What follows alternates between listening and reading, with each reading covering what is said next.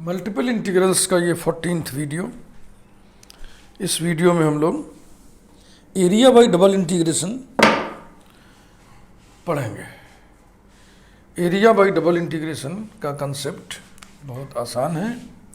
A for area equals to double integral d x d y equals to double integral. अब d x d y को आपको पहले भी बताया जा चुका है, जब कार्टेशियन से पोलर में बदलें तो डी एक्स डी वाई को r d theta d r क्यों लिख दें? क्योंकि r d theta d r elementary area है, ये भी एलिमेंट्री एरिया है डी एक्स डी वाई। इस पर बेस्ड एग्जाम्पल देखिए। एग्जाम्पल हम क्रम से डाल रहे हैं। Example 38, to find comma by double integration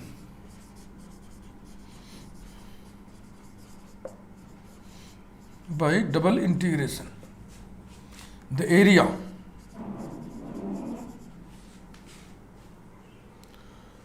between the parabolas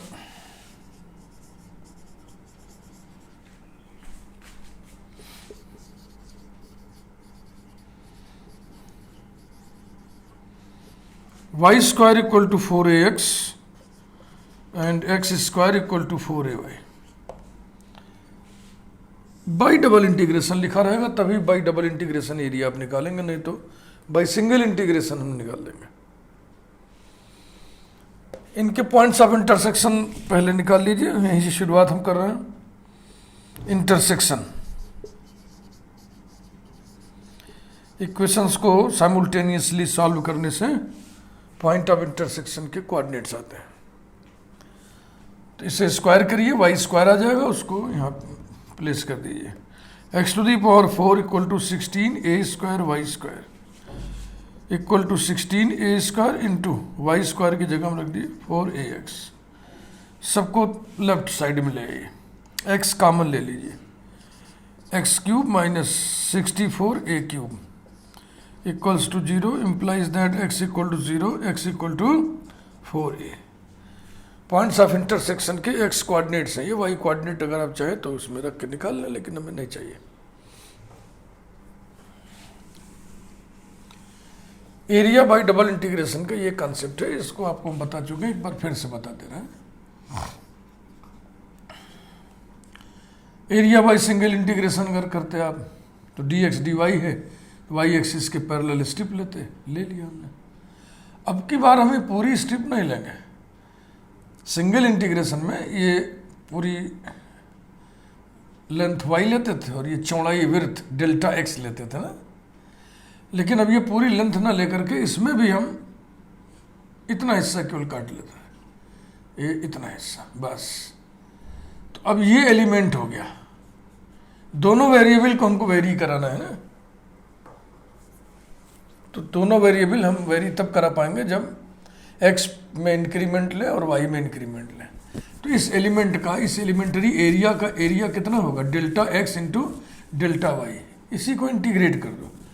जब इसको साइन ऑफ इंटीग्रल के अंडर इसको लिखोगे तो ये व्यवस्था लेबनीज की हुई है कि तब ये डेल्टा x डेल्टा वाई ना लिख करके डी एक्स डी वाई लिखेंगे, है ना। और चूंकि दो वेरिएबल वेरी कर रहे हैं इसलिए दो इंटीग्रल लगेगा। ये है इसका कंसेप्ट।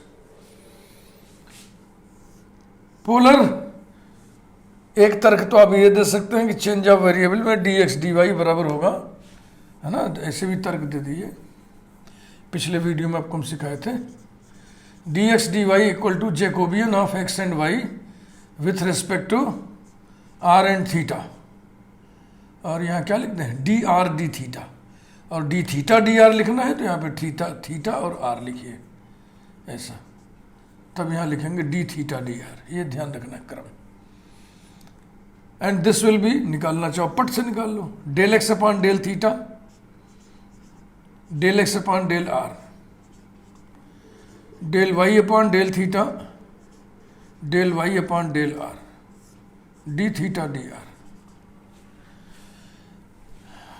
दोनों कोऑर्डिनेट सिस्टम के बीच में रिलेशन होता है। X equal to r cos theta, y equal to r sine theta. इस प्रकार से डी एक्स डी वाई आपको मिल गया। Del x upon del theta minus r sine theta,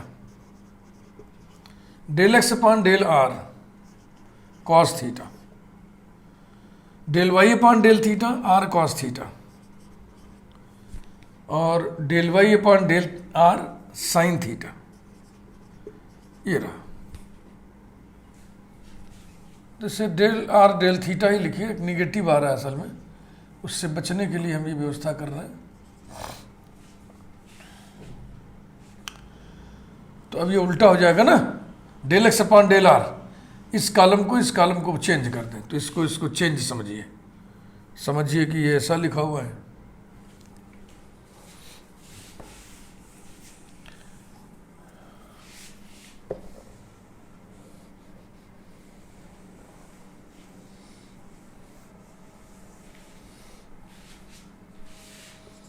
x equal to r cos theta, y equal to r sine theta.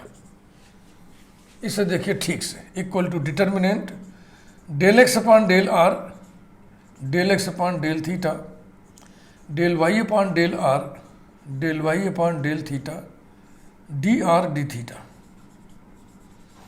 Equals to determinant del x upon del r cos theta, del x upon del theta minus r sine theta, del y upon del r sine theta, del y upon del theta r cos theta, और d r d theta, equals to, देखिए गुणा करिए, r cos square theta plus r sine square theta, तो ये हो जाएगा are d theta, ये आ गया। डी एक्स डी वाई की ये वैल्यू आती है। अब कहीं दिक्कत हो रही होगी तो इसको मॉडल ऑफ इंटीग्रेशन चेंज कर देंगे अंडर द ज्योमेट्रिक कंडीशंस। इसी बात को ज्योमेट्रिकली समझिए।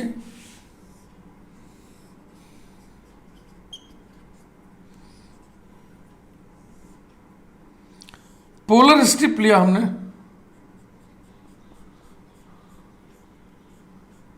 और ये एंगल डेल्टा थीटा है, ठीक ना, यहां से यहां तक थीटा, यहां से यहां तक थीटा प्लस डेल्टा थीटा, तो बीच का एंगल डेल्टा थीटा हो गया। तो अब पोल पर अगर एंगल कोई आर्क डेल्टा थीटा बना रही है तो उस आर्क की लंबाई कितनी होती है, आर डेल्टा थीटा। ये आर क्या चीज है, रेडियस वेक्टर। तो अभी तक यही था, बस आर डेल्टा थीटा ही लेते थे, है ना, और इसको पूरा लेते थे। लेकिन अब इसको पूरा नहीं लेकर के हम इसको भी बहुत ही छोटी लेंथ ले रहे हैं। तो अब एलिमेंट बन गया ये, चूंकि ये पॉइंट कर्व के बिल्कुल करीब है, नेबरिंग, इस पॉइंट का नेबरिंग पॉइंट है, बिल्कुल बगल वाला पॉइंट है। तो जब किसी आर्क पर दो करीब पास नियरेस्ट पॉइंट्स लीजिएगा तो आर्क और कॉर्ड में अंतर खत्म हो जाता है। तो इसको हम बिल्कुल सीधी रेखा समझ सकते हैं, और ये सीधी रेखा आई है, यहां से यहां तक आर है, तो हमने थोड़ा लिया केवल, यानी कि डेल्टा आर लिया, और ये हो गया आर डेल्टा थीटा। तो एरिया कितना हो जाएगा, ये लेंथ इंटू ये length, delta R into R delta theta, बस इसी को इंटीग्रेट कर देना है, तो हो जाएगा आर डी थीटा। ये देखो वही चीज फिर आ गया। अब आइए इसमें हम लोग अपने न्यूमेरिकल में चले।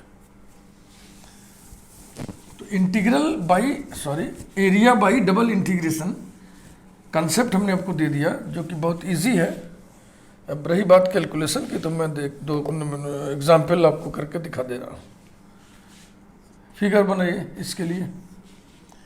एक तो पैराबोला ये वाला है, Y square equal to 4ax वाला, और एक पैराबोला ये वाला है, x square equal to 4ay वाला। फ्री हैंड फिगर बना रहे, फिगर बहुत ही गंदा है, खराब है, आप अच्छा बनाइएगा। एक तो ये बोर्ड चिकना होता है ना, बहुत तेज स्लिप करता है। पॉइंट ऑफ इंटरसेक्शन आपको पता है क्या आया है, x इक्वल टू 4a आया है, और x इक्वल टू 0, ये वाला पॉइंट। दोनों के बीच में ये एरिया बाउंडेड है। इसी एरिया को कैलकुलेट करना है डबल इंटीग्रेशन के माध्यम से, ऐसा। शुरू करिए। a equal to double integral dx dy। अब डबल इंटीग्रल dx dy में कैसे लिमिट ली जाती है, आपको ट्रेनिंग हमने दिया है। dx dy, किनारे dy है तो y एक्सिस के पैरेलल स्ट्रिप लीजिए, और इस स्ट्रिप से दो जोड़े लिमिट के दो प्रकार से निकाले जाते हैं। कांस्टेंट जोड़ा जो होता है लिमिट का, वो इसको एक्सपेंड करने से आता है। इसे इतना एक्सपेंड करिए कि पूरा रीजन इन बिटवीन हो जाए, इतना। ये दो बाउंड्रीज हैं, इनके इक्वेशंस लिमिट का एक पेयर हो गया, x equal to 0, x equal to 4a।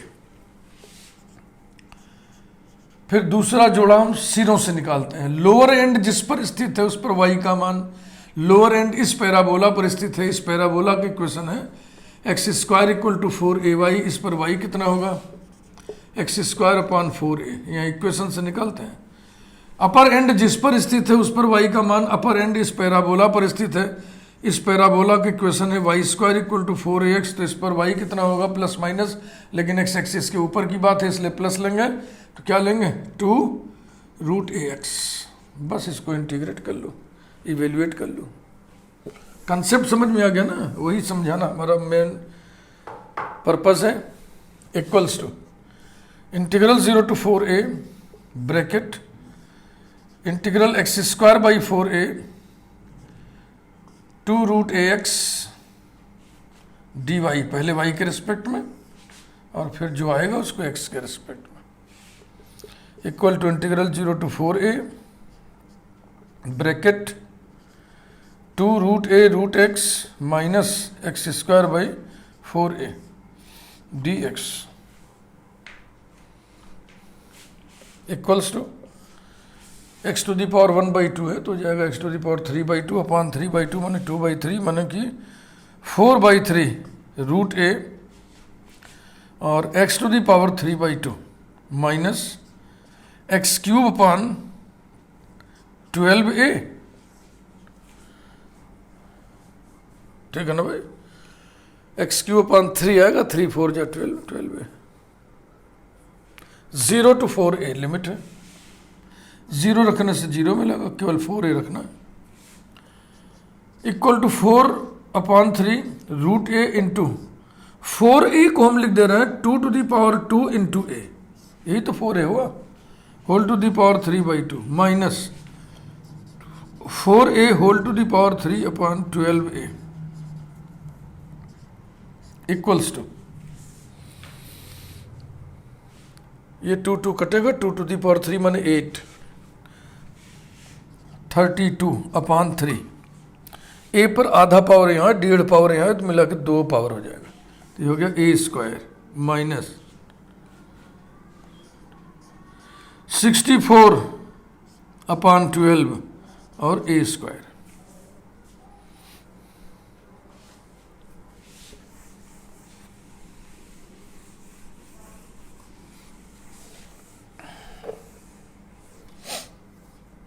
Required area is 32/3 minus इतना, उसको सिंप्लीफाई कर दिया, 4 से कट गया ऊपर नीचे, इंटू a स्क्वायर, यानी 16/3 into a square. This is the right answer.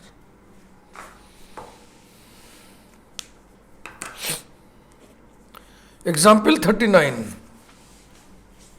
अब एक पोलर का एग्जाम्पल देख लें। हाँ, बहुत एग्जाम्पल इसमें नहीं बताएंगे क्योंकि ऐसा कुछ है ही नहीं जो आपको बताया जाए, इतना इंटीग्रेशन पढ़ते चले आ रहे हो। बताओ, ये 39 एग्जाम्पल्स हैं, 38 एग्जाम्पल्स की ट्रेनिंग आप ले चुके हो, इससे अधिक क्या कोई ट्रेनिंग देगा। सारे एग्जाम्पल, सारे एक्सरसाइज के क्वेश्चन सॉल्व नहीं कराए जाते हैं, ये आप करिए, प्रैक्टिस करिए। मैथमेटिक्स प्रैक्टिस की चीज़ है, सोल्यूशन पढ़ने की चीज़ नहीं है। To find by double integration, to find by double integration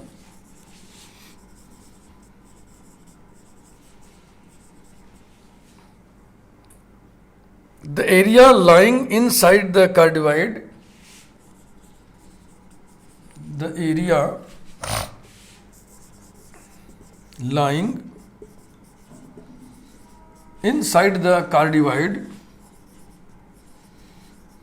r equal to 1 plus cos theta and outside the parabola, outside the parabola r into 1 plus cos theta equals to 1, ऐसा।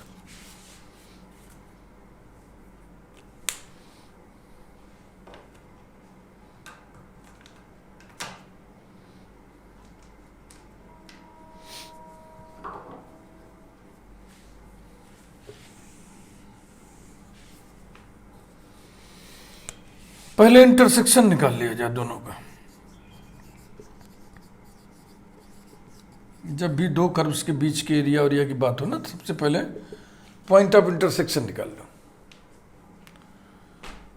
तो कैसे निकालोगे बताओ?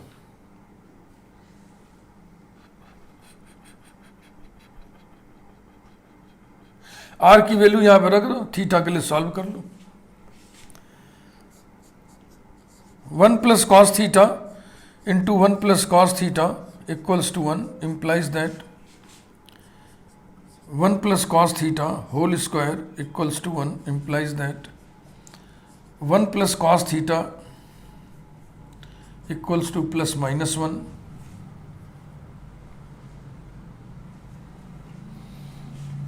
implies that cos theta equal to minus 1 plus minus 1 implies that cos theta equal to, जब आप plus लीजिएगा तो ये जीरो आएगा और जब माइनस लीजिएगा तो -2 आएगा। -2 वैल्यू स्वीकार्य नहीं है, एक्सेप्टेबल नहीं है। Cos theta can never be equal to -2।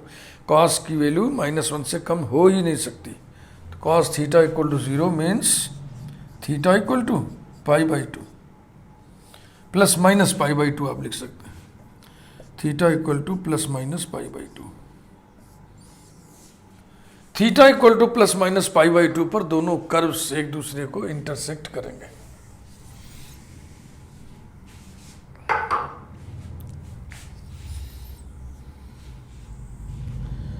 ये तो कार्डिवाइड आपका चिरपरिचित है, इसको फट से बना लेंगे आप। ये रहा। ध्यान रहे, नोक नहीं बनना है, बीक, चोंच न बनने पाए।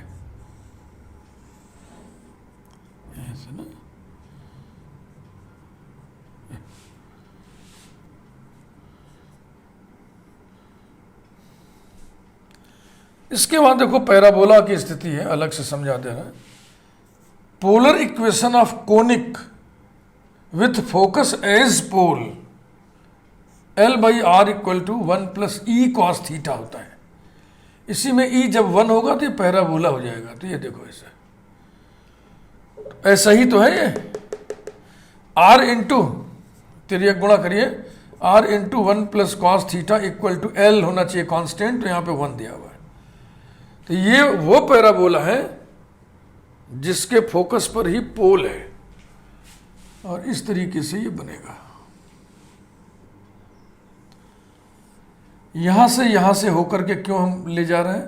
क्योंकि अभी अभी हमने पॉइंट ऑफ इंटरसेक्शन निकाला तो ये पता चला था कि दोनों कर्व्स एक दूसरे को थीटा इक्वल टू π/2 है ना, और थीटा इक्वल टू माइनस π/2 पर कट करेंगे इनिशियल लाइन। ये तो लाइंग इनसाइड द कार्डिवाइड, कार्डिवाइड के अंदर हो और आउटसाइड द पैराबोला, पैराबोला के बाहर हो। पैराबोला के बाहर हो और कार्डिवाइड के अंदर हो, वो एरिया यही है। इसी को हमें निकालना है।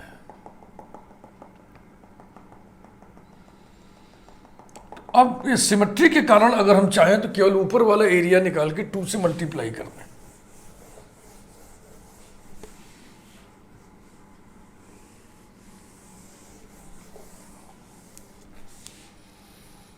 Area equals to 2 into area above initial line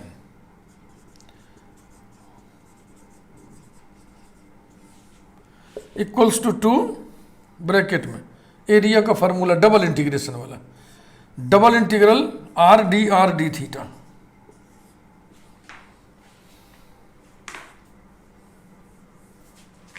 अब आप स्ट्रिप लीजिए, ये पोल है, ये स्ट्रिप लिया।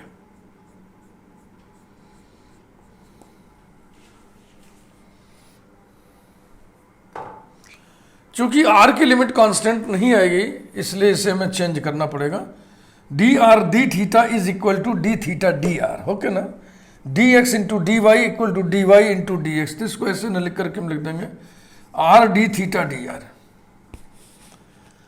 अब थीटा के लिमिट एबव इनिशियल लाइन,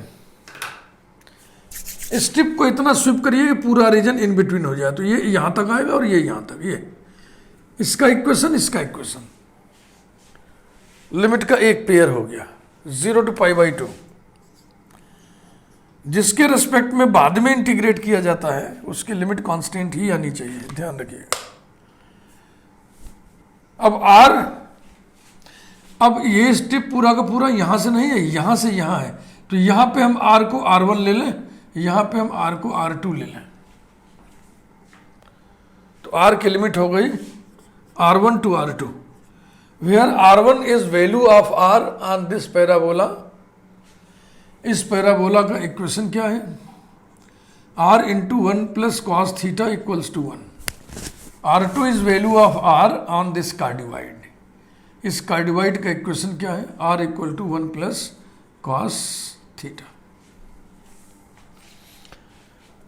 पहले किसके रिस्पेक्ट में इंटीग्रेशन होगा, r के। चलिए शुरू करें। Equal to 2 integral 0 to π/2 bracket integral R1 to R2 r d r then d theta.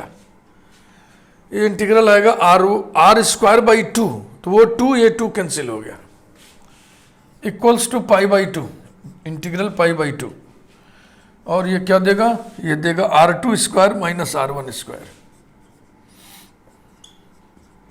और d theta equals to integral 0 to π/2 R2 square. R2 square माने कार्डिवाइड के R का square 1 plus cos theta whole square minus R1 square. R1 square माने parabola के R का square 1/1 plus cos theta whole square और d theta equals to integral. इसको हम अलग अलग कर लें तो बेहतर होगा, क्योंकि इसका नेचर अलग है, इसका नेचर कुछ अलग है, एक जैसे हम क्यों करें। इसकी नंबरिंग कर लीजिए 1। फिगर का काम खत्म, इसलिए मिटा देते हैं।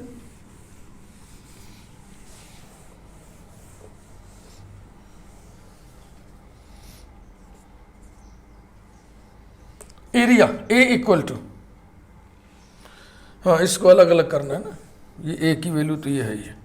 अब आप लिखिए I1 equal to integral 0 to π/2 1 plus cos theta whole square d theta equals to integral 0 to π/2 1 plus 2 cos theta plus cos square theta d theta. आपके दिमाग में कोई और तरीका आ रहा हो तो आप उससे भी इसको इवेल्युएट कर सकते हैं। मैं प्रायः वही रास्ता अख्तियार करता हूँ जिस पे डेफिनेट इंटीग्रल की प्रॉपर्टीज लगाने को मिले, वेलिस फार्मूला अप्लाई करने को मिले। इक्वल्स टू 1 का इंटीग्रल 0 to π/2 कितना होगा, π/2 प्लस 2 इंटू कॉस थीटा का इंटीग्रल 0 to π/2 1 होगा, प्लस कॉस स्क्वायर थीटा का वेलिस फार्मूला से 1/2 इंटू π/2 होगा, ये आ गया। Equals to π/2 plus π/4 plus 2 equals to 3π/4 plus 2। अब I2 निकालिए इसको।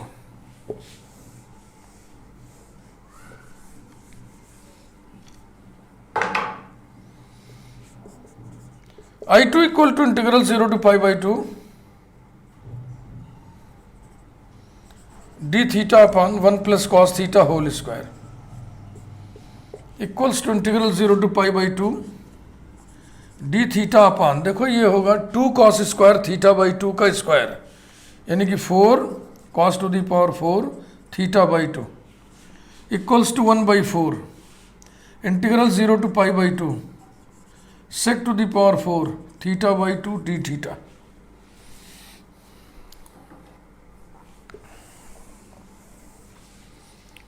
इक्वल्स टू 1/4 इंटीग्रल 0 to π/2, इसको हम ऐसे लिख दे रहे हैं 1 plus tan square theta by 2 into sec square theta by 2।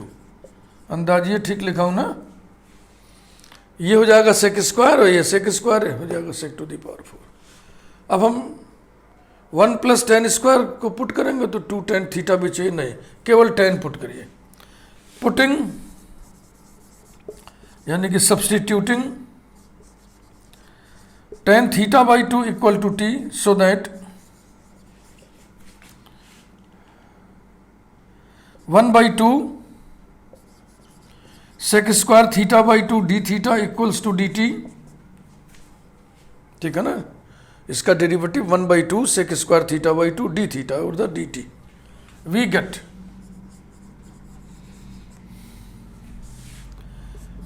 I2 equals to 1/4 integral, यहां से लिमिट चेंज करिए। थीटा 0 लेंगे तो tan 0 0 होगा, थीटा π/2 लेंगे तो tan π/4 1 हो जाएगा।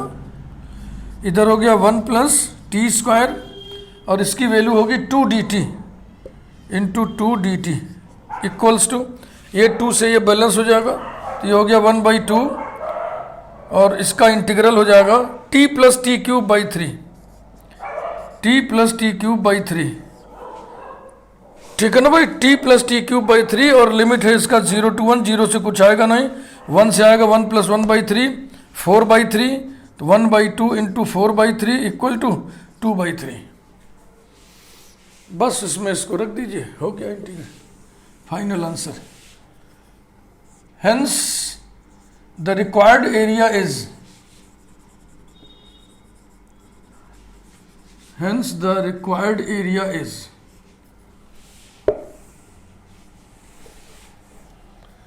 कैपिटल A इक्वल टू, पहले आया था 3π/4 प्लस 2 और बाद में आया है वो I1 था ना, ये I2 है तो माइनस 2/3 इक्वल टू 3π/4 प्लस 4/3।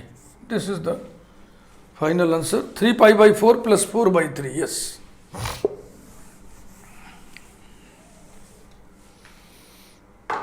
तो मैंने आपको इस वीडियो में एरिया बाय डबल इंटीग्रेशन की ट्रेनिंग दी है। अब आप और भी कुछ एग्जाम्पल्स अपने मन से बुक से 2-4 कर लीजिए, इससे कॉन्फिडेंस लेवल बढ़ेगा। अगले वीडियो में हम लोग बात करेंगे volume by triple integration, triple integral से वॉल्यूम निकालना। Thank you very much.